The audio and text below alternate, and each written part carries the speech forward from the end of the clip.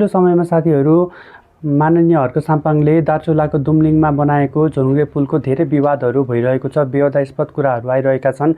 जब उहाँले त्यो बनाउँदा लागेको खर्चहरूको विवरणहरू सार्वजनिक गर्नुभयो, त्यसमा धेरैजनाको चित्त बुझाइ छैन, किनभने त्यहाँ धेरै खर्चहरू लागेको छ। त्यो कुराहरूमा त्यो धेरै चाहिने भन्दा बढी लाग्यो, चाहिने भन्दा बढी खर्च भयो भन्ने कुराहरूले गर्दा धेरै विवादहरू आइरहेका छन्। र हर्क साम्पाङ जहाँ पनि पुगिराख्नु भएको छ त्यहाँनिर पत्रकारहरूले मात्र त्यही क्वेसन गरिराख्नु भएको छ, त्यही उत्तर सोधिराख्नु भएको छ।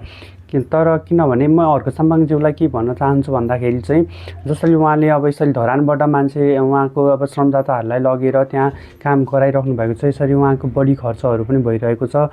उहाँले चाहिँ जहाँ जे बनाउनुहुन्छ, जे गर्नुहुन्छ त्यहीँको मानिसहरूलाई, स्थानीयवासीहरूलाई चाहिँ श्रमिकको रूपमा या अब केही हिसाबले उहाँले आकर्षित गरेर उहाँले श्रम लगाएर कुनै पनि कुराहरू निर्माण गर्नुभयो भने चाहिँ खर्च अलिकति घट्न जान्छ, खर्च कम लाग्छ, कम लागतमा काम हुन्छ र उहाँले यस्तो विवादहरू सहनु पर्दैन जस्तो मलाई लाग्छ।